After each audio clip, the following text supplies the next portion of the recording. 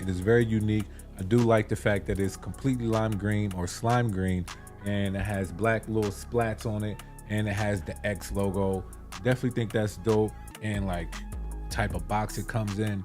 But just the creative art on the boxes is very dope, and I definitely appreciate TPOB for always giving us some type of creative art on the boxes. So if you ever got time to really look at those artistic things on the box, take out the time. It's kind of cool.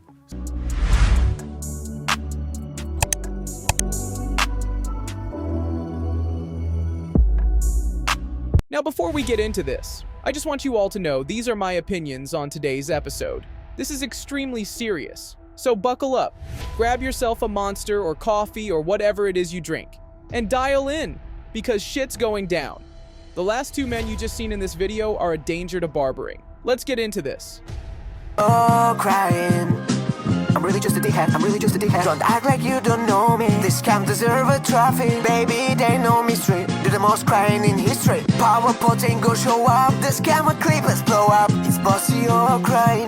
Bossy, oh crying. Bossy, oh crying. Bossy, oh crying. Bossy, oh crying. Bossy, oh crying. Bossy, oh crying. So this guy, we call him the Sneak. He was a regular YouTuber who would review clippers and trimmers, and that was cool. You can't exactly tell these guys to say, tell the world my clipper is the best. That wouldn't be fair. But as soon after a review was done with TPOB, let's just say a brand that is known for its exploding clippers and trimmers gave the Sneak an ultimatum. Now this guy hasn't got much of a following on Instagram. I wouldn't even say many know who he is. But before he signed away his dignity, his views were climbing up the ladder. Now he seems to be on the same amount of subscribers the last 2 years. I feel people have gotten bored of being able to predict what he is going to say. But Toad, how does this make him dangerous? Just wait. Now take this other guy. He is the exact same. He is actually even more skilled. When some brands ask to be promoted, he will try point out problems about certain things, but won't ever do it with the brand that has exploding clippers and trimmers. That's one thing these two guys have in common. Now the real danger is, since Stylecraft had a recall on exploding products, they said this problem has been resolved. But surprise, surprise, we have seen more exploding clippers than ever from this brand. So the issue has clearly not been fixed. But wouldn't the guys who claim to know about clippers and trimmers who post weekly know about this? Isn't it their job to give a review? So it's either two things. They haven't seen the multiple videos all over the internet of clippers blowing up in barbers' hands and exploding in barber shops, or is it something else? You see, ladies and gentlemen, what if these two were being given free clippers and trimmers and being paid to only say good things about the brand that's famous for exploding goods, which means absolutely every word that comes out of their mouth is complete and utter bullshit. Would it be fair to say this? Or is keeping quite the right thing to do? Not caring that a clipper exploded next to a child's face and not mention it. These rotten liars have an audience, and if you want respect, you need to start with honesty. But what about the barbers that won't see this video? What about the barbers that trust them guys? They pretend to be all about the barbers, but really it's all about the next free clipper and the little money they receive. It's clear as my green ass they don't give a single fuck about what is being sold and what risks they carry. So the next time these idiots pop up on your YouTube, ask them about the multiple explosions. Ask them why hasn't another recall being made. Ask them, is it worth it to be paid peanuts for a brand that doesn't care about anything other than profit? There are some good reviewers out there, and some hate TPOB, and that's fine. But to rep a brand so hard and never give barbers a warning about fire hazards and explosions is absolutely crazy. Let me know your comments on these two. Is it fair of me to point out what's true? Or should I say nothing and pretend they are cool, honest guys? Please give me your thoughts.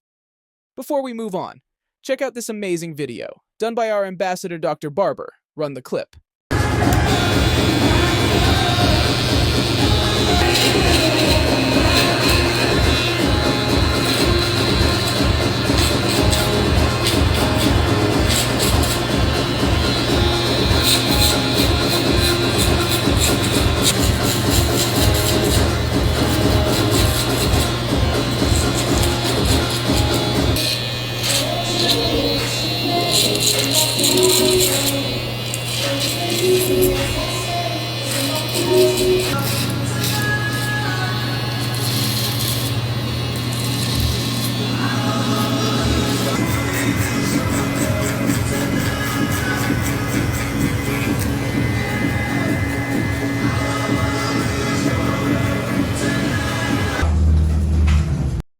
And you can find all this and more on TPOBUSA.com, and for a short period, we have a crazy code only for our YouTube viewers. Use code TOADLIQUOR for an insane discount. But be fast, our code is limited. We have come across some bad people, but nothing compares to this guy.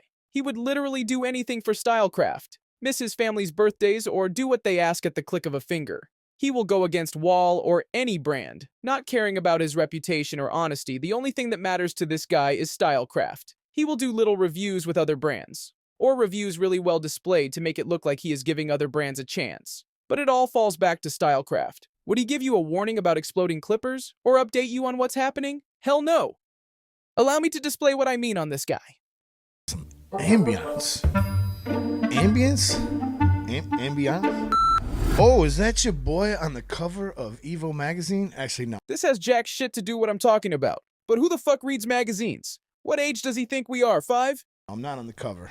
If you guys don't know about Evo magazine, it's kind of like the biggest distributed magazine in barber circles. But oh, it's the biggest magazine in barber circles? What's its competition? Toilet paper? I would rather carve my name into the wall with my shears while taking my morning shit than read this crap. Imagine reading this shit. If anyone reads this, please let me know in the comments so I can never speak to you again. today's the day.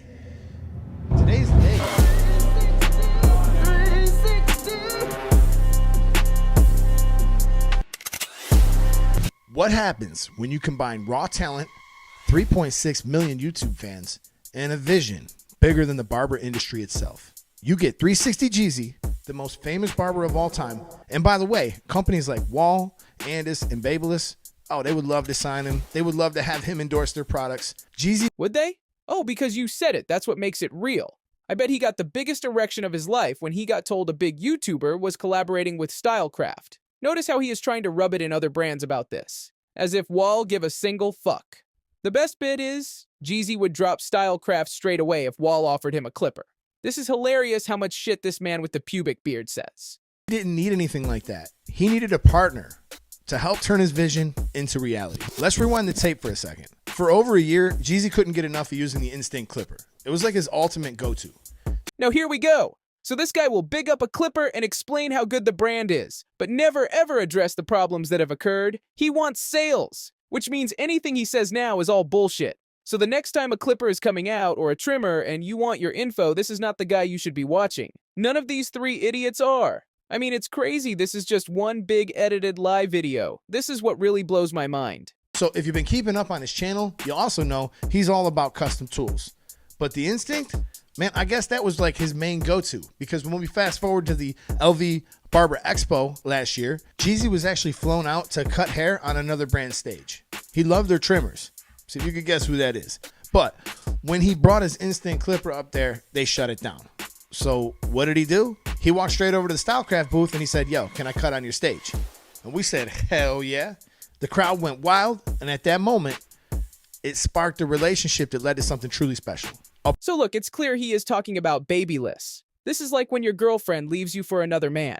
Babyliss gave Jeezy money and flew him out to a barber convention, and he starts using other brands' clippers on a Babyliss stage. Of course they would get upset, so instead of being a man and having respect, he said, "No, I'm gonna fuck you guys over," and went to the exploding brand.